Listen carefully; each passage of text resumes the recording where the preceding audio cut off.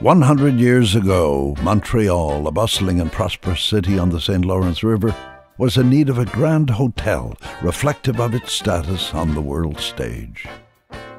The idea of a luxury hotel on Sherbrooke Street was the dream of four wealthy Montreal investors: Charles Hosmer, Sir Herbert Holt, Sir Montague Allen, and Sir Charles Gordon, who felt the city needed a property fit to welcome the carriage trade. The hotel was to be named the Carlton, until Hosmer suggested that the property would benefit from the input of his friend, the legendary hotelier César Ritz. Monsieur Ritz accepta de prêter son nom à l'hôtel, à condition que ce dernier intègre des commodités de luxe plutôt rares pour l'époque, comme une salle de bain dans chaque chambre. Il avait également insisté pour inclure une cuisinette à chaque étage, afin d'offrir un service de restauration aux clients à toute heure du jour et de la nuit. Ritz requested that the front desk be strategically positioned in front of the elevators, so that the staff would have the perfect vantage point from which to see the elevator and front doors.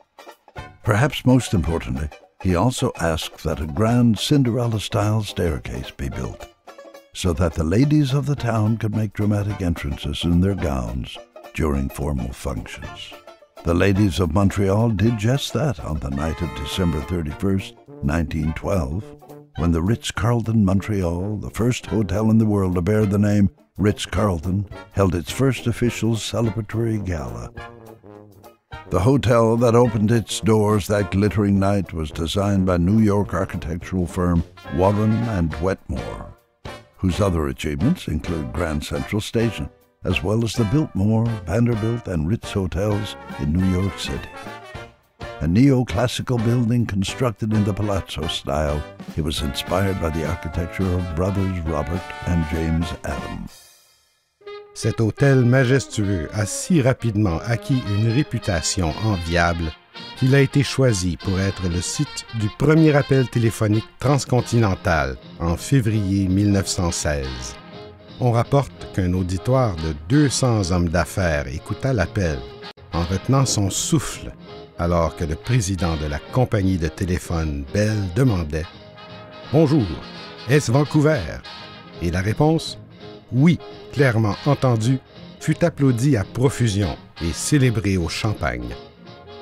When Hollywood stars Mary Pickford and Douglas Fairbanks booked rooms at the Ritz-Carlton, crowds thronged on the street outside to see them. Fairbanks would climb out onto the hotel's balcony above the sidewalk to acknowledge their ardent admirers. Other notable guests during the period included Edward, Prince of Wales, and his younger brother George, who would become the King of England, and Queen Marie of Romania. Beginning in the late 1940s, the Ritz-Carlton Montreal's lobby was adorned with shining marble walls, smart elevator attendants, and the brass mailbox that remains in place till this day. Around the same time, the Canadian Club began to meet regularly at the Ritz-Carlton Montreal, and Holt Renfrew debuted its season collections inside to admiring audiences numbering in the hundreds. In the early 1950s, the Ritz Garden was added, offering patrons an oasis in the city where they could dine around a flower-fringed pond, home to 24 ducklings. One of the most notable events to occur at the hotel came seemingly out of nowhere when the first wedding of Elizabeth Taylor to Richard Burton took place in the royal suite affront the marble fireplace in March of 1964. The couple arrived with only 2 hours' notice, and they asked for 2 crates of champagne and 24 glasses to be delivered on arrival. The able employees rose to the challenge, and 2 of them even attended the now famous ceremony.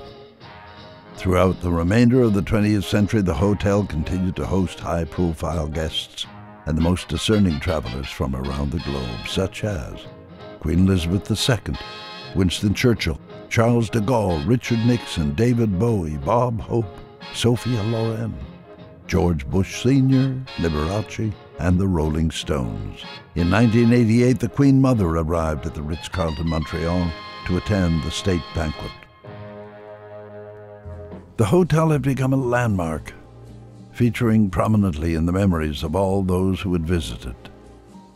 Then Prime Minister Brian Mulroney perhaps said it best, commenting, "There is a certain magic that greets all of those who pass through the Ritz-Carlton Montreal's doors."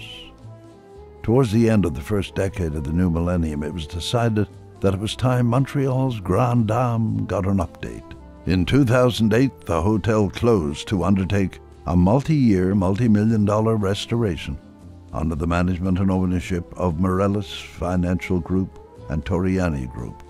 Opening again in May 2012, the Ritz-Carlton Montreal was transformed into a chic and modern space, with much of the charm and character of the original building preserved.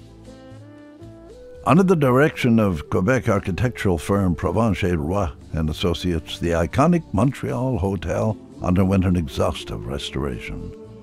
Now numbering 98 rooms and 31 suites, as well as 45 luxurious new residences, the Ritz-Carlton Montreal is ready to meet the needs of the 21st century.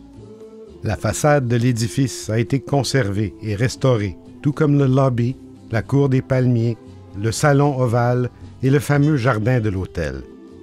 De nombreux détails décoratifs datant de 1912, comme les foyers de marbre dans certaines suites, marient à merveille le passé et le présent.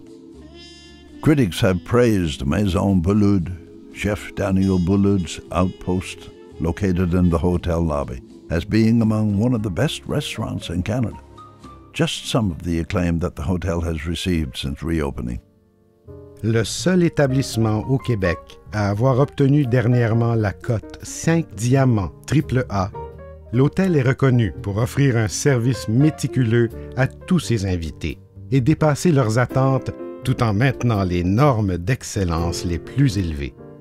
Ce prestige témoigne de l'attention véritable qu'accorde l'hôtel à tous ses invités, une caractéristique emblématique de l'hospitalité qui y est offerte depuis 1912.